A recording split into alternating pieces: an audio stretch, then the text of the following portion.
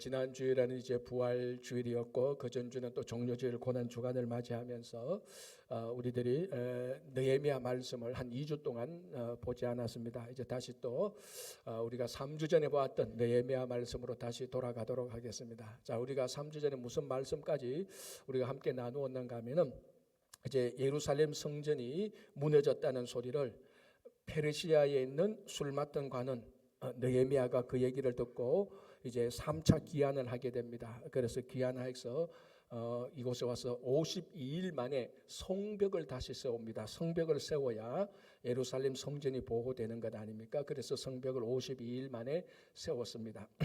이제 내후 외환을 당했죠. 내적으로도 문제가 많이 생기고 외적으로도 뭐 산발락과 도비아 같은 사람이 비방하고 조작하고 선동해서, 그리고 심지어는 또 광야로 끌고 가서 광야로 나오래서 죽이려고까지 했지 않습니까? 그런 내후 외환을 다 극복하고 52일 만에 하나님의 인도하심과 그리고 느헤미야의 뛰어난 리더십, 그리고 백성들이 일치 단결해서 성벽을 52일 만에 세웠습니다. 이제 오늘 본문은 52일 만에 성벽을 세우고 난 다음에 일어난 일들을 우리들에게 보여줍니다. 어떻게 보면은 느헤미야가 52일 만에 성벽을 세우는 것을 끝이 나도 괜찮은 생각이 듭니다. 일단 원래 목적은 달성했으니까. 그러나 이제 오늘 8장부터 끝까지 보면은 이 성벽 세우는 것보다 더 중요한 일들이 일어나는 것들을 우리들에게 증거해 주고 있습니다. 자, 8장 1절 2절 제가 다시 한번 더 봉독하면서 잠시 설명을 해드리겠습니다. 이스라엘 자손이 자기들의 성읍에 거주하였더니, 자, 이 말이 뭔가 하면요, 이제 52일 만에 성벽을 다 세우고 각자 처소로 다 돌아갔습니다. 그러니까 성벽 세우고 다 돌아가서 각자 자기들의 성읍에 거주하였으니 이 말이죠. 일곱째 달에 이르러, 이 일곱째 달 언젠가 하면은 일곱째 달 첫째 날입니다. 2절 보면 이렇게 되어 있습니다. 일곱째 달 초하루에. 그래서 일곱째 달은 종교력으로 일곱째 달입니다. 그러니까 오늘날 우리 달력에 의하면 1월 달을 의미하는 거죠. 그리고 종교적으로 7월 달 첫째 날은 무슨 날인가 하면은 나팔절, 신년입니다. 그러니까 성벽을 세우고 각자 성벽에 돌아갔다가 이제 신년, 나팔절, 이스라엘의 7대 절기 가운데 나팔절이 있습니다. 이 나팔절에 사람들이 모이는 겁니다. 자, 다시 8장 1절, 일곱째 달에 이르러 모든 백성이 일제히 수문 앞 광장에 모여. 어디에 모였습니까? 수문 앞 광장. 수문은 우리가 앞에서 살펴본, 우리 전번에 한번 지도를 보고 살펴봤죠. 뭐 기억은 잘 안 나시겠지만은 이제 성벽을 쌓을 때 그 성벽에 문이 10개 있었습니다. 그 10개 가운데 동쪽 아래쪽에 보면은 수문이 따로 있었습니다. 수문이 있었는데 그 수문 앞에 넓은 광장이 있습니다. 그 광장에 나팔절 절기 때에 이스라엘 백성들이 많이 모였습니다. 이게 뭐 온 백성인데 거기에 모든 백성이 다 모일 장소는 아니지만 하여튼 모일 수 있는 대로 나팔절 절기니까 성전에 와서 절기를 지키겠다는 사람들이 많이 모였습니다. 자, 일제히 수문 앞 광장에 모여. 자, 이제 모여서 뭘 했느냐?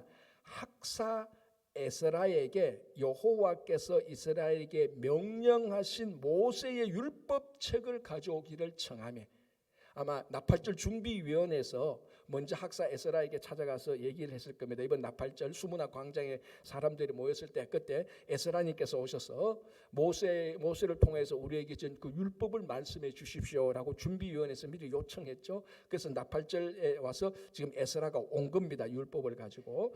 2절, 일곱째 달 초하루에 나팔절 날에 맞아 제사장 에스라가 율법책을 가지고 회중 앞 곧 남자나 여자나 아를 들을 만한 모든 사람 앞에 이르러. 이제 3절부터 그 수문학 광장에서 새벽부터 정오까지 에스라가 그 율법을 선포하는 내용들이 나오는 겁니다. 지금 바로 요 내용인데, 여기서 우리가 눈여겨봐야 될 내용이 뭔가 하면은 성벽을 건축하고 난 다음에, 이 성벽을 건축했다는 것은 아까 말씀드린 것처럼 성전을 보호하는 겁니다. 무너진 성전을 다시 세웠다는 그런 의미하고도 같이 있습니다. 물론 무너진 성전이라서 완전히 파괴된 그런 건 아니고, 이 성벽이 없으니까 성전에 이게 관리가 안 되는 거죠. 보관이 안 되는 거죠. 보존이 안 되는 거죠. 그래서 성벽을 세워서 예루살렘 성전을 잘 보존하고, 그리고 또 이 성벽을 세워서 외부 침입이 없도록 그래서 이제 성벽을 세우고 나팔절에 모이면은 보통 우리 같으면 낙성식을 할 수도 있습니다. 성전도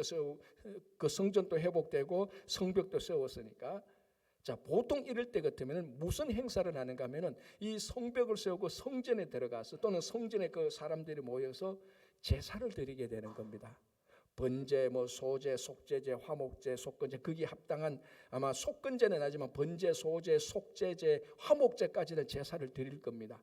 자, 그런데 오늘은 뭘 합니까? 제사를 드리지 않고 학사, 에스라가 누군지 우리가 앞에서 봤지 않습니까? 그 당시 가장 완벽한, 완전한 제2의 모세라고 불렸던 율법 대학자 에스라를 불러서 말씀 사경회를 하고 있는 겁니다. 번제, 소제, 화목제, 속제제를 드리고 제사를 드리지 않고 말씀을 듣는 이 부분이 중요하다는 것입니다. 무슨 말인가 하면 제사 대신에 성전에서 말씀을 듣게 되는 것입니다. 그래서 많은 주석가들은 이렇게 말합니다. 이제 이 사건을 계기로 해서 성전 건물 안에서 말씀, 율법이 가장 중요하게 되었다. 그리고 이제 성전 안에서 제사라는 예식 또는 제사라는 의식보다 말씀을 선포하고 듣는 것이 더 중요하게 되었다라고 말을 하는 거예요. 굉장히 큰 전환이 일어났죠. 지금까지는 성전 그러면 사람들이 거기에 모여서 제사를 드리는 장소였는데, 물론 성전에서는 여전히 제사가 중요하게 드려졌습니다. 여전히 중요하게 드려졌고 그거는 본질적인 문제입니다. 그럼에도 불구하고 이제는 이 성전에 와서 율법을 선포하고 하나님의 말씀을 선포하고 말씀을 듣는 것이 더 중요하게 되었다는 것. 이 전통이 지금의 유대인 회당에 나오는 그 전통의 본질하고 똑같습니다. 그래서 어떤 주석가는 이렇게 말합니다. 이제부터 종교적으로 말하면 유대교는 체계 종교가 되었다라고 합니다. 율법의 종교가 되었다는 거죠. 이 일로 인하여서 느헤미야가 오늘 이 수문 앞 광장에서 모여서 말씀 사경에 율법을 선포하고 율법을 들었던 이 사건으로 인하여서 우리가 흔히 말하는 느헤미야 개혁이 이제 뒤에 가면 일어나게 되는 것입니다. 그러니까 성벽을 세웠는데 성벽을 세워서 외부 침입자들을 막고 성전을 안에 있는 내부적으로 안에 있는 성전을 다시 회복하게 되었는데, 가만히 거기서 일어난 이 나팔절의 말씀을 선포함으로 성벽을 세워서 가장 본질적인 하나님의 말씀으로 이스라엘 백성들이 돌아갈 수 있었다는 겁니다. 자, 이 사건이 오늘 이와 같은 사건이 구약 이스라엘 역사에 있어서 처음 일어난 게 아니고 이미 남유다에서 이와 유사한, 아니 거의 같은 의미로 일어났던 사건이 한 번 있었습니다. 그게 언제였던가 하면은 요시야 왕 때였습니다. 이스라엘 남유다 20명의 왕 가운데 가장 위대했던 왕, 물론 다윗은 그 앞에 다윗은 통일 왕국의 왕이었고, 다윗의 아들 솔로몬 때 남북으로 나뉘어지고 이 남북에 그다음에 남쪽에 남유다에 20명의 왕이 나타나는데, 르호보암부터 시드기야까지 20명의 왕이 나타나는데 그중에 가장 두 명이 유명한, 가장 하나님의 마음에 합했던 왕이 히스기야 왕과 요시야 왕입니다. 이 히스기야 왕은 요시야 왕의 할아버지죠. 히스기야 왕의 아들이 므낫세고 므낫세의 아들이 요시야인데, 이 므낫세가 가장 악한 왕이었습니다. 55년간 다스렸어요. 그래서 요시야 왕이 나타나서 므낫세가 나라를 55년 동안 악하게 망쳐놓은 것을 다시 개혁하게 되는 겁니다. 그래서 히스기야 왕과 요시야 왕이 가장 위대한 왕인데, 그래도 굳이 요즘 젊은이 말로 하자면 원탑을 정하라 그러면은 요시야 왕입니다. 비슷한데 그래도 1점이라도 더 개혁적인 왕, 더 좋은 훌륭한 왕이었다고 1점이라도 더 준다면은, 아니 0.5점 더 준다면은 요시야 왕입니다. 요시야 왕 때 무슨 일이 일어났기에 이렇게 가장 높은 점수를 주는가? 요시야 왕이 8살에 왕이 됩니다. 여러분 8살 되면 초등학교 2학년 3학년 애들 아닙니까? 그때 왕이 됩니다.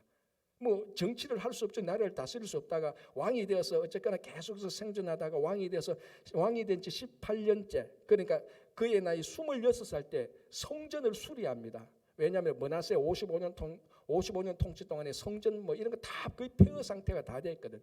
성전을 수리하면서 큰 일이 하나 생깁니다. 그게 뭡니까? 율법책을 발견하게 됩니다. 그래서 요시야 왕이 이게 뭐냐? 서기관 사반을 불러서 이게 뭐냐니까, 왕이시여, 이게 바로 우리 모세가 하나님에게 받던 바로 그 율법책입니다. 읽어보아라. 읽어보고 쭉 하니까 이게 하나님의 말씀이거든. 그래서 요시야 왕도 그 관리들도 신하들도 그래 요시야 온 백성에게 말씀을 선포해서 그때 옷을 찢고 머리를 풀고 대회개하고 종교개혁이 일어나는 사건이 나타납니다. 그게 열왕기하 23장에 나타나는데요. 제가 뭐 그걸 다 설명하지 않고 거기 종교개혁을 하면서 율법책을 발견하고 율법책에 따라서 율법 말씀을 듣고 읽고 자기들이 회개하고 우리가 이렇게 살아서는 안 되겠다. 하나님의 말씀을 따라서 제대로 살아야 되겠다고 말하면서 그 당시 남유다는 세상을 이렇게 개혁합니다. 제가 그 부분에 몇 가지만 읽어드릴게요. 1월 성신을 위한 모든 그릇들을 불사르고 우상 섬기게 한 제사장들을 다 폐하고 아세라상을 빻았다는 걸 갈아버렸다는 거죠. 우상이지 않습니까? 아세라상을 갈아버렸고 남창의 집을 헐어버리고 산당을 더럽게 하고 못쓰게 했다는 거죠. 태양을 위하여 드린 말을 제하여 버리고 재물 같은 걸 다 없애버리고 그것들의 가루들을 쏟아버리고 석상을 깨뜨리고 아세라 모상을 찢고. 여러분 성경 전체를 통해서 집중적으로 우상을 그리고 악한 세상을 이렇게 박살내버린 완전 가루로 만들어낸 것은 이 부분이 유일합니다. 동사들을 보십시오. 불사르고 폐하고 빻아버리고 헐고 더럽게 하고 제하여버리고 쏟아버리고 깨뜨리고 찢고. 이 중에 하나만 해도 잘하는 건데 요시야 왕은 이 모든 것을 다 해버리는 겁니다. 우상을 완전히 막 철저하게 싹 다 제거해버립니다.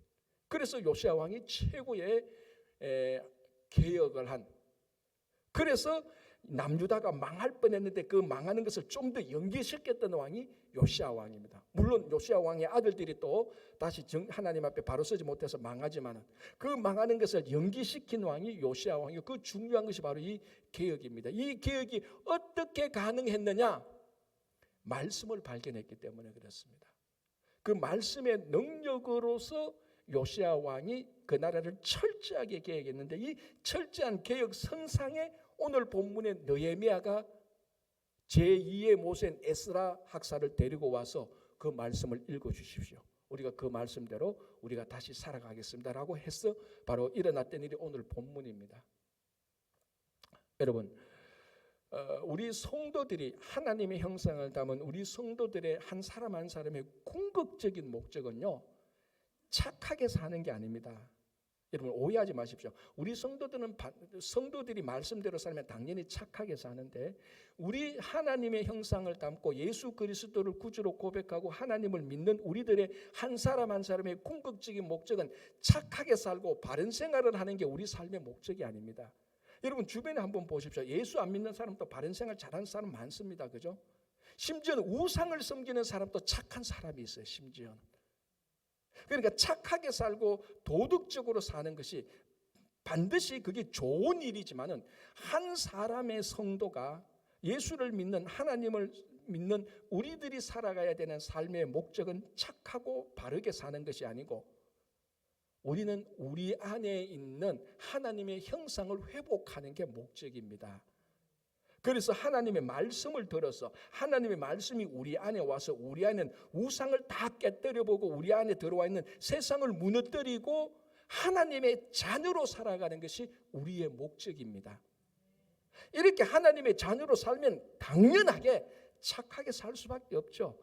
윤리적으로 바르게 살 수밖에 없습니다. 바른 삶을 삽니다. 그러나 이것은 우리는 구별할 줄 알아야 됩니다. 예수 안 믿는 사람도 착하게 삽니다. 우리는 그런 착한 삶을 사는 게 우리의 목적이 아니고 우리는 우리 안에는 우상을 제거하고 세상을 무너뜨려서 하나님의 형상을 회복하는 하나님의 자녀로 살아가는 겁니다. 이렇게 하기 위해서는 하나님의 말씀을 우리 안에 받아들이는 수밖에 없습니다. 여러분 하나님 말씀 없이도 여러분 착하게 사실 수 있어요. 도덕적으로 충분히 살 수 있습니다. 그러나 하나님의 말씀 없이는 우리는 하나님의 자녀로 살아갈 수 있는 방법은 없습니다. 하나님의 말씀 없이는 우리 속에 있는 우상을 제거할 수 없습니다. 하나님의 말씀 없이는 우리 안에 와 있는 세상의 가치와 세상의 목적을 제거할 수 있는 방법이 없습니다. 그래서 히브리서 4장 12절 말씀이 있지 않습니까? 하나님의 말씀은 살았고 운동력이 있어 좌우의 날성금보다도 예리하여 혼과 영과 관절과 및 골수를 찔러 쪼개고, 한 영혼에 혼과 영과 및 관절과 골수를 다 찔러 쪼갠다는 겁니다. 이게 요시야 왕이 국가를 다시 개혁할 때 우상들을 빻고 부수고 불태우고 폐하고 버리고 제거하고 찢고 무너뜨린 것 같고 똑같은 능력이 나타나는 겁니다. 그건 말씀밖에 없습니다. 여러분 의지 결단요, 친구들의 좋은 말요, 위대한 성자 간디 마하트마 간디의 의록요, 그걸로서는요 하나님의 자녀로서 우상을 제거할 수가 없습니다. 그래서 하나님의 말씀을 우리는 받아들일 수밖에 없습니다. 중세 유대인 속담에 이런 말이 있죠. 우리가 기도할 때는 우리가 하나님께 말하지만 말씀을 공부할 때는 하나님께서 우리에게 말한다, 이런 말이 있습니다. 그래서 천하 없어도 여러분들이 단순히 나 착한 사람으로 살래, 그러면 성경 안 봐도 됩니다. 그러나 내가 정말 하나님의 자녀로 살고, 다시 말씀드리자면 내 안에 있는 세상의 것들, 나도 모르는 사이에 세워진 우상의 것들을 철폐하기 위해서는 하나님의 말씀의 능력 외에는 없는 겁니다. 그래서 오늘 느헤미야가 성벽을 세우고 학사 제2의 모세 에스라에게 말씀을 선포해 주십시오라는 것은 느헤미야가 성벽을 세운 것보다 더 잘한 일입니다. 그래서 말씀이 이제 선포되어지는 거죠. 자, 오늘 본문 다시 9절 10절을 제가 봉독하겠습니다. 죄송합니다. 7절 8절 느헤미야 8장 7절 8절 여러 사람들의 이름이 나오는데요. 제가 한번 봉독할게요. 7절 예수아와 바니와 세레비아와 야민과 악굽과 사버대와 호디야와 마아세야와 그리다와 아사랴와 요사밧과 하난과 블라야와, 아이고 발음 떨었습니다, 그죠? 13명이 나옵니다. 그리고 레위 사람들은 백성이 제자리에 서 있는 동안 그들에게 율법을 깨닫게 하였는데, 8절 하나님의 율법책을 낭독하고 그 뜻을 해석하여 백성에게 그 낭독하는 것을 다 깨닫게 하니, 9절 앞부분에 백성이 율법의 말씀을 듣고 다 우는지라. 이게 무슨 말인가 하면 이건 좀 설명이 필요합니다. 자, 학사 에스라가 와서 율법을 선포합니다. 무슨 말로 선포했을까요? 어느 나라 말로? 모릅니다. 어느 나라 말로 했는지. 왜냐하면 학사 에스라는 분명히 페르시아에서 살면서 페르시아 언어도 할 수밖에 없죠. 페르시아에 살았으니까. 근데 최고의 율법학자가 느헤미야가 왔을 때보다 14년 먼저 왔지 않습니까? 그리고 종교개혁을 했지 않습니까? 우리가 앞에서 봤지 않습니까? 그러니까 이 에스라가 페르시아 말을 하면 당연하고, 아마 히브리어와 그 당시 말은 아람어를 했을 때 아람어도 잘했을 겁니다. 어쨌든 에스라가 율법을 선포할 때는 히브리어를 했는지 아람어를 했는지 페르시아를 했는지 한 언어로 했을 것이다. 그런데 거기에 모인 사람들은 어떤 사람들인가? 자, 첫 번째, 당연히 예루살렘과 이스라엘 남유다에 살던 사람들이 모였죠. 수문앞 광장에. 또 누가 모였는가 하면 느헤미야와 함께 귀환해서 성벽을 쌓은 사람들이 모였다고 되어 있습니다. 이 사람들 가운데서 많은 사람들은 히브리어를 모르는 사람이에요. 왜? 이 사람들은 페르시아에서 태어난 사람들입니다. 어떤 사람은 알 수 있겠지만 완전히 페르시아에서 태어나서 어떤 사람은 페르시아 말만 아는 사람이에요. 뭐 히브리어나 아람어를 약간 일상 대화는 할 수 있겠지만 에스라가 그것을 율법을 선포할 때에 뭔가 율법이란 건 아닌데 그 의미를 정확히 모릅니다. 통역이 필요해요. 통역이. 그래서 오늘 여기는 13명의 레위인들하고 다른 레위인들이 8절에 하나님의 율법책을 낭독하고, 이 낭독이 히브리어의 원뜻이 통역하고라는 말의 뜻이 있습니다. 그 레위인들이 옆에 서서, 지금 만약에 에스라가 히브리어로 말하면은 히브리어를 모르는 페르시아에서 귀환하는 사람들 옆에 쫙 서가지고 많은 레위인들이 저 말은 이 말이 옆에서 동시 통역을 해줬다는 겁니다. 그러니까 알아듣게 됐죠. 아, 그게 그 말이고. 그리고 난 다음에 보십시오. 그래서 하나님의 율법책을 낭독하고는 하나님의 율법책을 통역해주고 요 말하고 똑같습니다. 그리고 그 뜻을 해석하고, 그리고 레위인들이니까 하나님의 말씀을 잘 알지 않습니까? 그래서 에스라가 막 선포할 때 이 말은 이 말입니다. 옆에서 이 해석하고는 정확하게 그리고 분명하게 말했다는 말입니다. 자, 그러면 통역을 해주면서 이것은 이런 뜻입니다라고 정확하게 분명하게 명료하게 설명을 해줍니다. 그러니까 다 알아듣죠. 저게 저 말이구나. 통역해주고 설명해주고 알아듣습니다. 자, 그래서 8절에 하나님의 율법책을 낭독하고 그 뜻을 해석하여 백성들에게 그 낭독하는 것을 다 깨닫게 하니, 그제서야 백성이 에스라가 말하는 율법의 내용을 깨닫습니다. 말씀을 알아들었죠. 그리고 어떻게 됩니까? 9절에 백성이 율법의 말씀을 듣고 다 우는지라. 말씀을 듣고 보니까 우리가 잘못 살았구나. 우리가 하나님께 죄를 범했구나. 그런데 하나님께서 우리를 인도해 주시구나. 그 말씀을 읽으면 다 울기 시작한 거예요. 자, 여기서 이제 중요한 거는 에스라가 말씀을 선포했는데 에스라가 선포한 말씀만을 듣고는 거기에 모였던 사람들, 많은 사람들이 그 말씀을 알아듣지 못했어요. 통역도 필요했고 해석도 필요했습니다. 그래서 아무도 그 전까지는 울지 않았어요. 그런데 레위인들이 붙어가지고 막 같이 옆에서 도와주니까, 통역하고 해석해 주니까, 그 말씀을 들으니까 그제서야 듣고 우는 겁니다. 자, 에스라는 뭐 했습니까? 말씀을 선포했습니다. 이거 정말로 중요하죠. 그리고 이 선포한 말씀이 백성들한테 선포는 했지만 알아듣지 못했습니다. 레위인들이 그 옆에서 알아듣도록 도와준 겁니다. 둘 다가 중요한 겁니다. 만약에 오늘 제가 라틴어로 여러분들한테 설교를 한다고 해보십시오. 여러분 알아듣겠습니까? 못 알아듣죠. 누군가는 통역을 해줘야 되고 설명을 해줘야 됩니다. 그러나 통역을 하고 설명을 하려면 뭔가 또 설교자가 있어야 되지 않습니까? 그래서 에스라와 이 레위인들이 합해서 이스라엘 백성들한테 율법을 선포한 겁니다. 이거하고 똑같습니다. 근사한 식당에 갔는데 성찬이 마련되어 있습니다. 진수 성찬이 있습니다. 근데 그 진수 성찬을 내가 안 먹으면은 아무 소용없어요. 뭐라도 먹어야 내 몸에 들어서 영양분이 되는 것 아닙니까? 굳이 비유하자면 에스라는 지금 말씀의 진수 성찬을 차려놨습니다. 그런데 그 중에 많은 사람들이 그걸 먹을 줄을 몰라요. 그러니까 레위인들이 옆에서 먹도록 다 도와주는 거예요. 랍스타가 있으면 껍데기를 팔가서 먹도록 해주고, 요 반찬은 요렇게 해서 먹어야 되고, 그러니까 먹으니까 너무 맛이 좋은 거예요. 그거하고 똑같습니다. 그러니까 말씀이 선포되어질 때 그 말씀이 내 속에 들어와서 말씀이 역사해야 말씀의 사람이 되는 거죠. 그래서 에스라는 선포했는데 레위인이 그것을 먹여준 것입니다. 이 둘 다가 중요한 것이죠. 여러분, 우리 중세 유럽 때 종교개혁, 그거 뭐 우리 너무나 잘 알지 않습니까? 마틴 루터가 종교개혁을 했는데요. 그때 중세 때 얼마나 무지했는가 하면, 그래서 우리가 신앙적으로 중세시대 때를 영적 암흑시대라고 말하지 않습니까?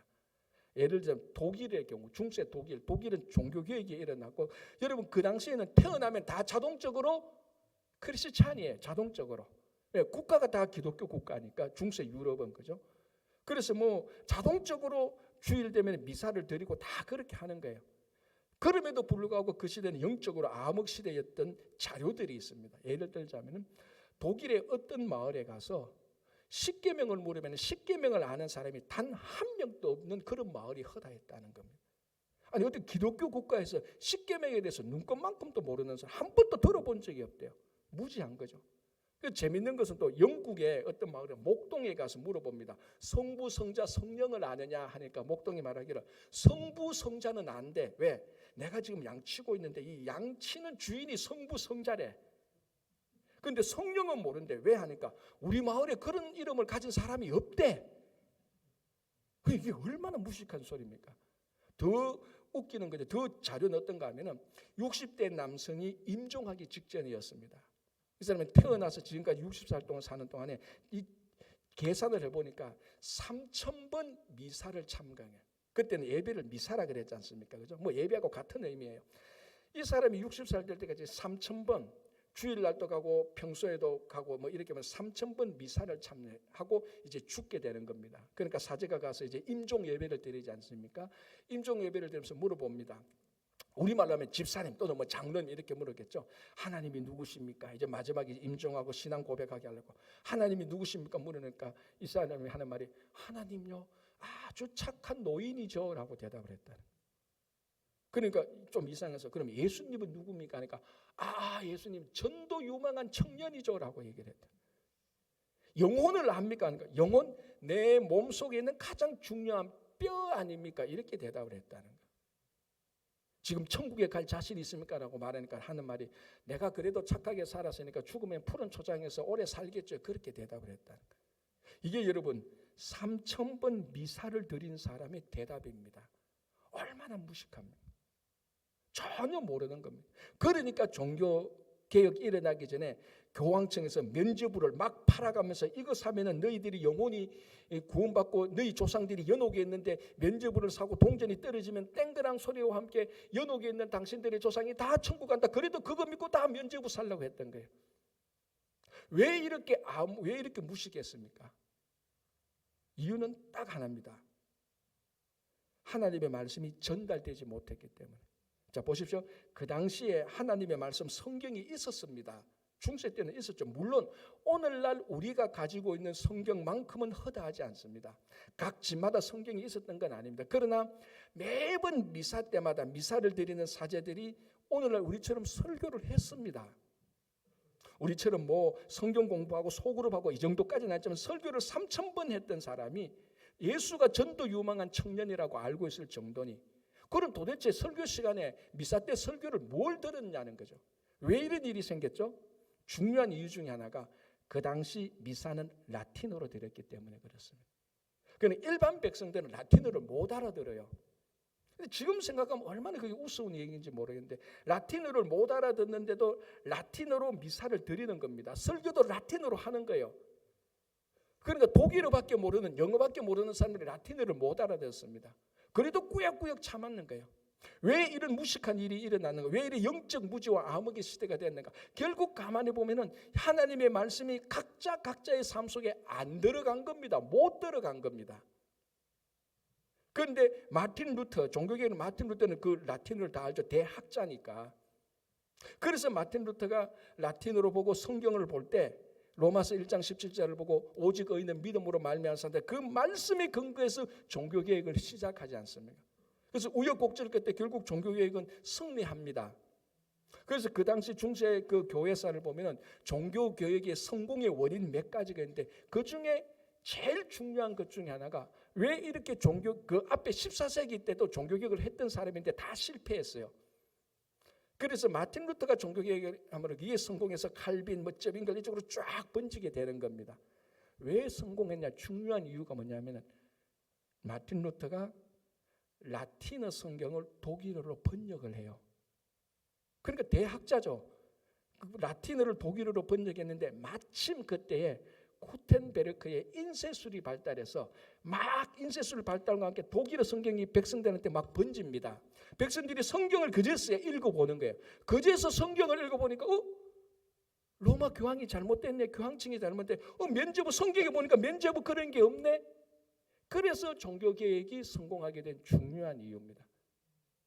그러니까 말씀이 그 사람들 안에 들어가고 그리고 그 사람들이 말씀을 자기 안에 들어오게 되니까 라틴어 성경 백날 읽어도 아무도 못 알아들어요. 아무리 아까 말씀드린 식당에 진수성찬을 차려놔도 아무도 안 먹으면 그건 다 쓰레기에 불과한 것이 되는 겁니다. 누군가는 먹어야 됩니다. 바로 그 라틴어로 하는 미사를 자기들이 알아들을 수 있도록 독일어로 만들어준 게 루터입니다. 오늘 본문에 의하자면 레위와 같은 역할을 해줘. 통역을 하고 해석을 하고 설명을 해주니까 알아들은 겁니다. 그래서 종교개혁이 성공하게 된 것입니다. 이 기독교 역사죠. 여러분 성경을 읽는 것은 너무너무 성경이 있다는 자체는 너무너무 중요합니다. 그리고 또 하나 중요한 것은 이 있는 성경이 내 안에 들어와야 됩니다. 음식이 있는 것은 귀한 진수성찬은 너무 중요하죠. 그런데 이것은 내가 먹어야 내 몸에 영양분이 되는 것하고 마찬가지 아닙니까? 여러분 어떤 주석학자가 이 오늘 레위인들이 옆에서 통역하고 해석해서 이 사람들을 깨닫게 해줬다라는 이것을 오늘날 우리 삶에 적용시켜서 이렇게 주석을 했습니다. 레위인이 통역하고 해석했던 것은 오늘날 교회에서 일어나는 성경 공부와 같은 일을 했다 이렇게 말을 하는 겁니다.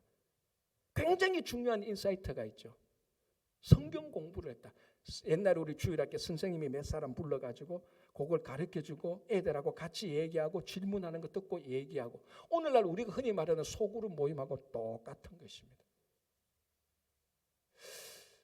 제가 지난주에도 목사님들하고 몇 분 만나서 뭐 이런저런 얘기를 했습니다. 목사님하고 만나면 뭐 이런저런 얘기하다 결국 목회 얘기하는 겁니다. 뭐 어렵니 쉽니 재밌니 좋으니 뭐 너희는 어떠니 저런 얘기를 쭉 하면서 저도 이제 좀 듣죠. 들어보면 이제 우리 친구 교회가 뭐가 좀 부족한지 지금 이런 목회를 해야 되는지 쭉 듣고 보면 항상 제가 대부분 느껴지는 게 있어요. 그게 뭔가 하면은 그래도 우리 참 감사하다. 예배도 즐겁고 교제도 뭐 사람들 잘하고 있고 사역도 잘하고 선교도 잘하고 있고 그러나 여전히 한 몇 년 동안 지체되어진 사역이 하나 있습니다. 그게 양육이에요. 사실은 우리가 교회 이전하기 전에는 그때는 뭐 성공 프로젝트 해가지고 제가 책도 만들고 막 정교인 하다가 이전해 왔지 않습니까? 그 이전하다 보니까 목회 패턴이 바뀌어져서 지금까지 왔는데 이제는 우리가 좀 연기에는 미루어낸 이 사역을 이제 저희들이 다시 또 해야 됩니다. 이게 바로 오늘 이 레위인들이 하나님의 말씀을 통역하고 해석해서 한 사람씩 두 사람씩 붙들어가지고 그 말씀을 깨닫게 해주는 겁니다. 그래서 계속해서 지금 한 달, 두 달 동안 양육교사를 모집하고 하겠다고 계속해서 지금 제가 공지를 하고 있습니다. 아마 빠르면 6월달, 7월달 이제 양육이 들어갈 수 있고 먼저 리더들을 모아서 같이 사역을 하게 될 때 그때 사역을 하기 때 여러분들 모두 다 여러분들 기초부터 하는 건 아니겠죠. 그 레벨에 맞게 이제 사역을 할 때 그때 여러분들이 오늘 이 본문을 생각하면서 우리가 그 말씀을 깨닫고 그 말씀을 먹어서 우리 안에 하나님의 말씀이 들어오는 그 사역이라고 생각하고 여러분들 많이 자발적으로 참여해 주시기를 바랍니다. 자, 또 하나 보겠습니다. 9절 10절 보겠습니다. 이렇게 되어 있습니다. 백성이 율법의 말씀을 듣고 다 우는지라 총독 느헤미야와 제사장 겸 학사 에스라와 백성을 가르치는 레위 사람들이 모든 백성에게 이르기를 오늘은 너희 하나님 여호와의 성일이니 슬퍼하지 말고 울지 말라 하고 느헤미야가 또 그들에게 이르기를 너희는 가서 살찐 것을 먹고 단 것을 마시되 준비하지 못한 자에게는 나누어 주라. 이날은 우리 주의 성일이니 근심하지 말라. 자, 우리 다 같이 그 부분부터 읽겠습니다. 시작. 여호와로 인하여 기뻐하는 것이 너희의 힘이니라 하고. 자, 이제 레위인들이 막 통역해주고 해석해주니까 그 말씀을 깨달았습니다. 백성들이 막 울기 시작하는 겁니다. 회개하기 시작하는 겁니다. 가슴을 찢고. 그러니까 느헤미야가 에스라가 다가가서 야야야 울지 마라. 왜? 오늘은 우는 날이 아니다. 오늘은 회개하고 가슴을 찢는 날이고 오늘은 기뻐하는 날이다. 성일 아니냐? 나팔절 아니냐? 오늘은 울고 싶어도 좀 참고 내일 울고 오늘은 기뻐하라. 그래서 뭐라고 말합니까? 고기도 먹고 살찐 것도 먹고 단 것도 마시라. 당뇨 환자는 빼고 단 것도 마시라. 준비 안 된 자에게 나누어 주라. 그럼 먹고 기뻐하고 춤추자 이 말이에요. 이거하고 똑같겠죠. 딸 결혼식 하는데 딸 결혼식 하면 딸이 너무 이쁜데 갑자기 딸 어릴 때 잘못해준 게 생각이 나. 그때 딸이 운동화 사줄 때 사달라고 할 때 내가 돈 없다고 안 사주고 해초리 때는 거 막 엄마가 잘못한 게 생각나. 결혼식 날 엉엉 울어. 엄마가 생각나 잘못한 걸 발견한 건 좋은데 결혼식 날은 우는 날이 아니에요. 기뻐하는 날 아닙니까? 그거하고 똑같은 일이 생긴 겁니다. 그러니까 느헤미야가 에스라가 부랴부랴 가서 울지 마라. 오늘은 우는 날이 아니다. 지금 우는 게 핵심이 아니고 기뻐하는 것이 좋은 거다라는 거. 그래서 뭐라고 말해요? 여호와로 인하여 기뻐하는 것이 너희의 힘이다라고 말하는 거예요. 여러분 우리가 특별히 한국 사람들 우리 한국 기독교 역사는 유교 위에 기독교가 서 있습니다. 그렇잖아요. 조선시대 말기 때 유교시대 때 왔으니까. 그래서 아직도 여전히 우리 안에 유교적인 요소가 꽤 있습니다. 유교적인 요소가 있다는 건 뭔가 하면 말씀을 볼 때 엄격해지고 절차를 중요하고 질서를 중요하죠. 이게 다 맞아요. 다 좋은 거 얘기해야 되는 거예요. 상대적으로 뭘 덜 중요하게 생각합니까? 기뻐하는 것. 근데 성경을 보면 시편을 보면요, 기뻐하는 것이 얼마나 많은지 모릅니다. 그런데 기뻐하는 것은 우리 신앙의 본질입니다. 여러분, 신명기 28장 47절 48절이 이렇게 되어 있습니다. 이 신명기는 모세가 이스라엘 백성들한테 설교한 내용이죠. 모세가 이제 느보산에서 죽기 전에 모세는 이제 가나안에 못 들어가니까 가나안에 들어갈 다음 세대가 가나안에 가서 신앙생활을 해야 되는 것을 설교한 내용인데요. 28장 47절 48절이 이렇게 되어 있습니다. 아마 여러분 가운데 이 부분을 이 부분을 중요하게 읽었던 분은 거의 없을 겁니다. 제가 세 번역으로 읽어드릴게요.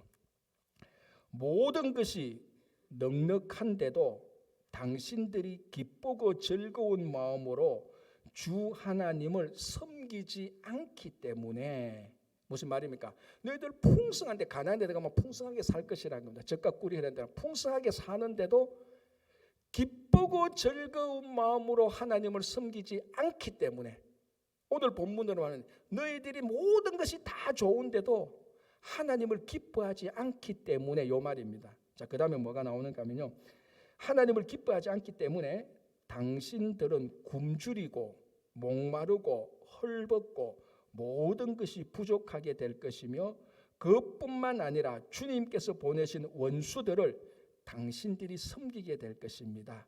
그들이 당신들의 목에 쇠멍에를 쥐울 것이며 당신들은 마침내 죽고 말 것입니다. 이게 무슨 말입니까? 당신들이 여호와를 기뻐하지 않는다면 그 대가로 하나님께서 여러분들을 심판할 거라는 겁니다. 그 말이에요. 가나안에 들어가면 하나님께서 여러분들에게 풍성하게 살게 해줄 것이다. 그런데도 당신들이 기쁘고 즐거운 마음으로 하나님을 섬기지 않는다면 하나님은 원수들을 보내서 너희들을 다 심판할 것이다 라고 말하는 거예요. 굉장히 위협적인 말이에요. 그리고 실제로 남유다가 그렇게 됩니다. 북이스라엘이, 그죠? 자, 여러분, 우리가 다윗을 한번 생각해 보십시오.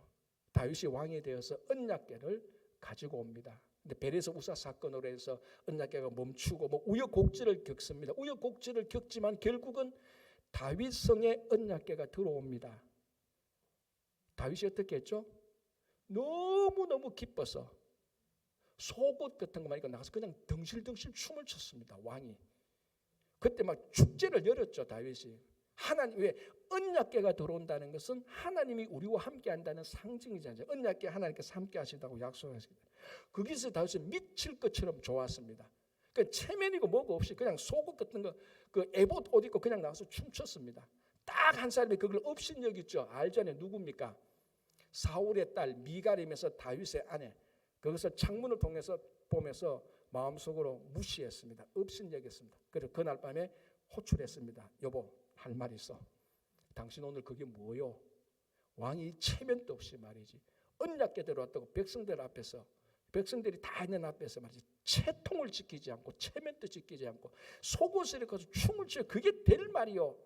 막 책망했습니다. 그때 다윗이 사무엘하 6장 21절에 이렇게 자기 아내 미갈에게 대답합니다. 이것도 세 번역으로 읽어드릴게요.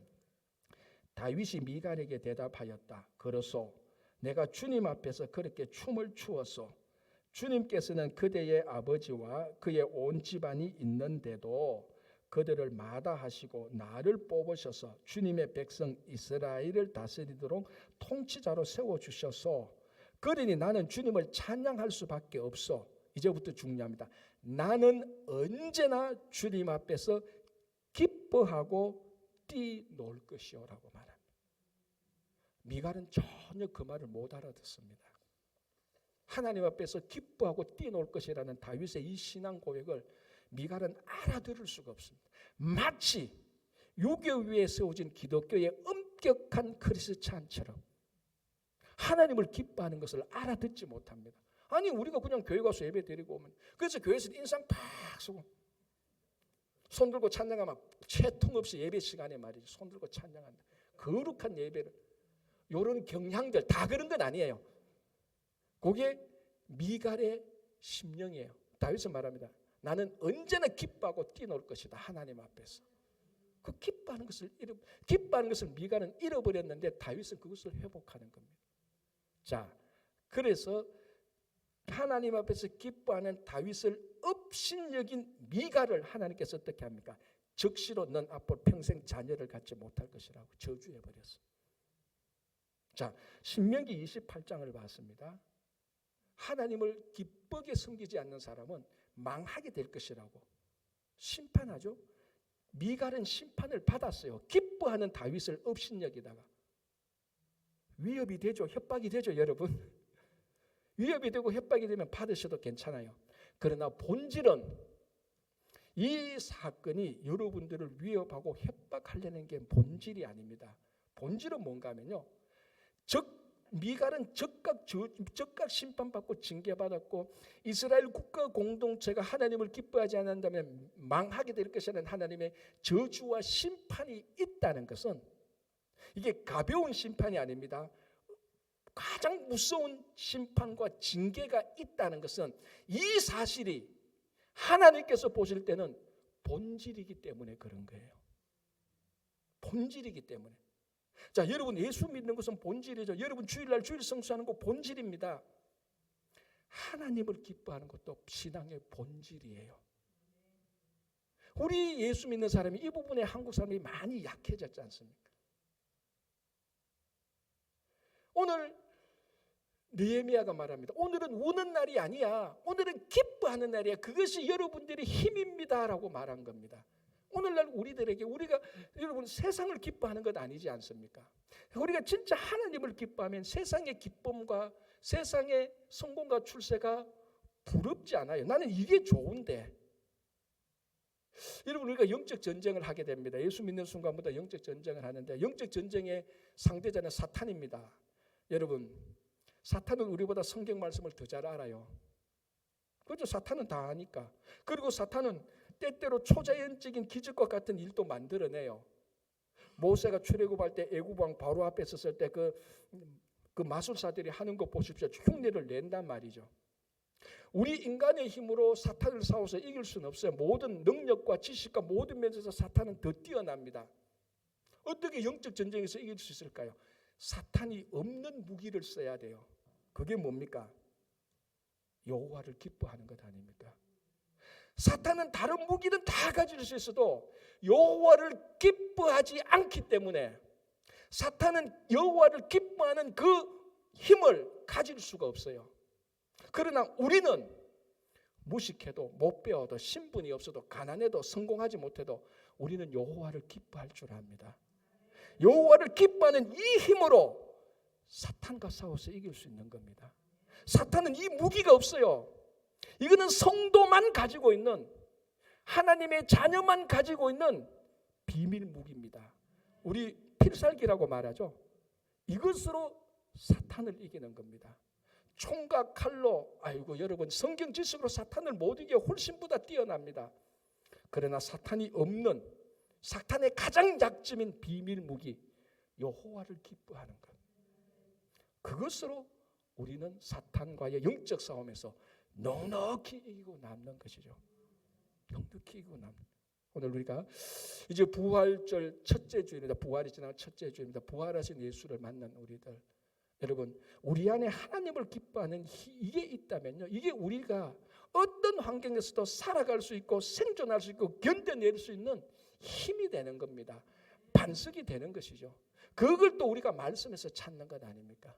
그래서 우리가 오늘 또 이 말씀을 보면서 다시 한번 우리가 말씀으로 돌아가고 그 말씀을 먹어서 우리에게 영양분이 되어서 하나님을 기뻐하고 그 힘으로 영적 전쟁에서도 이기고 이 세상에서도 싸워 나가서 영원토록 영원한 생명을 이 땅에서 누리시기 바랍니다. 기도하겠습니다. 하나님 감사합니다. 참 우리가 살고 있는 이 세상에 볼 것도 많고 들을 것도 많습니다.